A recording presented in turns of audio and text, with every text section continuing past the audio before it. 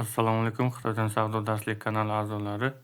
Demak, Pinduoduo bo'yicha 8-darsimizni boshlaymiz. Ushbu darsimizda biz sizlar bilan Pinduoduo ilovasidan buyurtma qilishni o'rganamiz. Bundan oldingi videomizda Pinduoduo ilovasiga Visa karta ulashni o'rgangandik.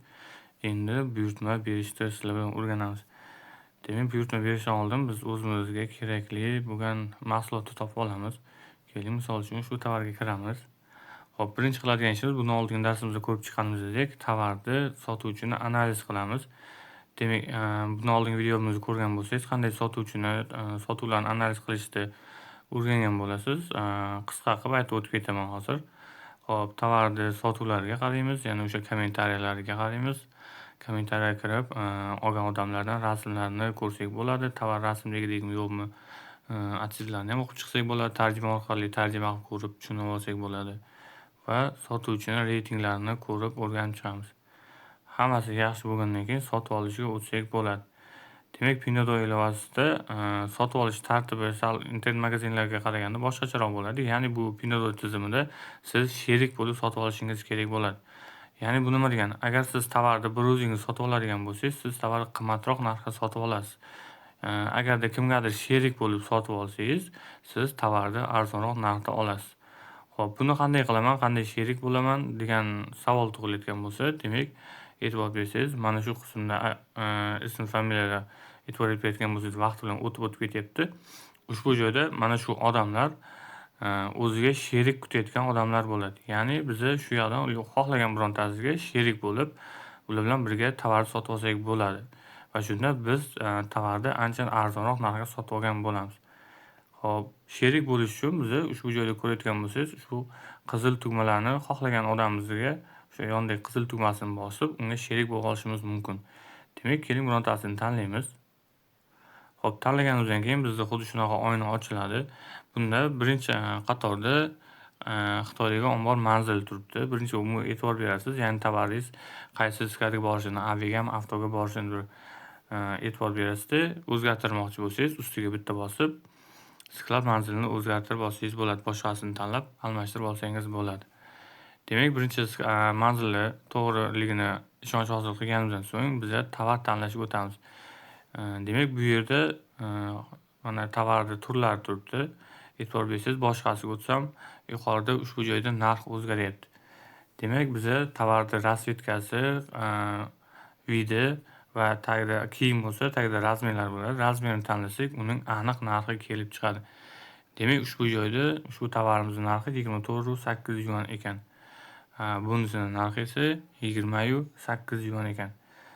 Xo'p, endi biz nima qilamiz? Biz o'zimiz kerakligisini, bizga o'zi ma'qulini ustiga bosib tanlaymiz va pastda sizda xuddi shunaqa agar bo'lim turgan bo'lsa, ya'ni Alipay tanlab turilgan bo'lsa, biz ushbu joyda ustiga bitta bosamizda, yonidagi mana bu stelkachani bosamiz.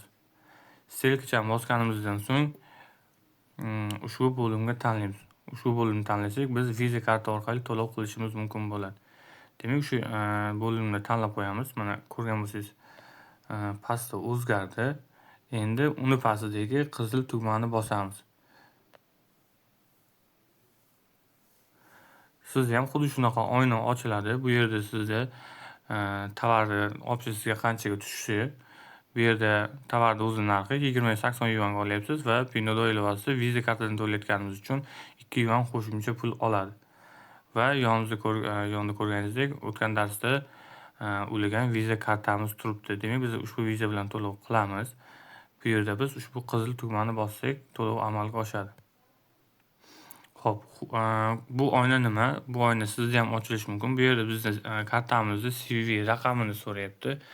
CVV raqam sizning Visa kartangizda orqa tomonda bo'ladi. Agar siz virtual Visa ochgan bo'lsangiz, sizga taqdim etilgan ma'lumotlarda CVV raqam bo'ladi. CVV raqam 3 talik raqam bo'ladi. Boshqa holatlarda bu joyda sizda CVV raqam emas, 6 xonalik son so'rashi mumkin. Buni birinchi marta to'lov amalga oshirayotgan bo'lsangiz, buni o'zingiz o'rnatib olasiz. Xohlagan 6 xonalik raqamni keyinchalik ilova ba'zi buyurtmalaringizda onda-sonda shunaqa yo CVV raqamingizni yo o'sha kiritgan 6 xonalik raqamingizni so'rab turadi. Shuning uchun eslab qolishingiz kerak bo'ladi. CVV raqam o'sha Visa kartangizda orqa tomonda 3 xonalik raqam bo'ladi. o'shani kiritib olasiz yoki sizdan ba'zida o'sha 6 xonalik birinchi marta to'lov qilishingizda sizdan 6 xonalik parol so'ragan bo'ladi. O'shani o'rnatib olganingizdan keyin o'sha parolda doimiy ishlatib turishingiz mumkin bo'ladi. Demak, bizning holatda hozir bizdan CV raqam so'rayapti. CV raqamimizni kiritamiz. Va qizil tugmani bosamiz. Ko'rib turganingizdek ptichka chiqdi. Mana bizda to'lov amalga oshdi. Hammasi to'g'ri bajarildi. Siz ham agar xuddi shunaqa oyna ochilsa, siz muvaffaqiyatli buyurtma bergan bo'lasiz. Xo'p, shu bilan bizni 8-darsimiz tugadi. Keyingi darslarimizda sizlarni yana kutib qolamiz.